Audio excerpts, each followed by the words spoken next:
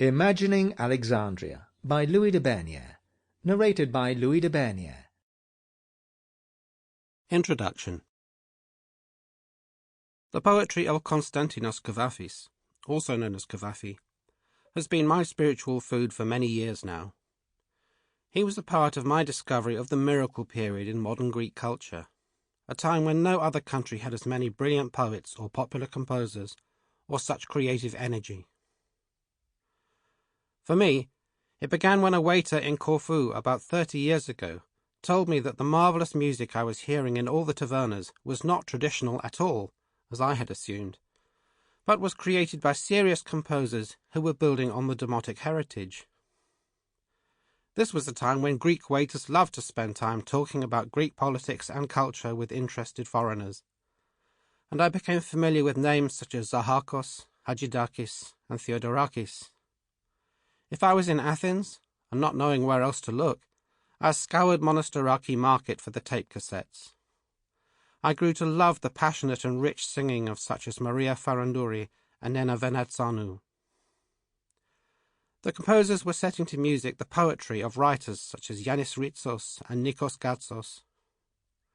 It was a time when the best composers in the world were combining with the best lyricists to produce the best and most intelligent popular music. Naturally, I became interested in the poets that everyone kept mentioning, but I soon became aware that many people had a special reverence for someone called Kavafi, whose work was a precursor to the miracle period. Some of his poetry has been set to music, and Leonard Cohen obviously borrowed liberally from The God Forsakes Antony to write his stunningly beautiful Alexandria Leaving. Like most foreigners, I came to Kavafi through his two most famous poems, Ithaca and Waiting for the Barbarians, which I found in Kimon Fryer's Modern Greek Poetry of 1982. But it wasn't long before I had all the translations I could find. All of them have something to recommend them, although I do have my favourites. Kavafi, 1863 to 1933, an Alexandrian Greek, led a relatively humble and obscure life, writing poems mainly for a small circle of friends.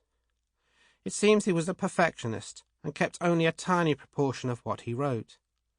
His two great obsessions were beautiful young men and the Pan-Hellenic ancient world. I must admit I get tired of reading about the former, who are always up to their necks in sensual delights, but these poems have the enormous merit of being absolutely honest in their eroticism, their nostalgia, their guiltlessness, and their pain, without ever being... Sample complete. Ready to continue?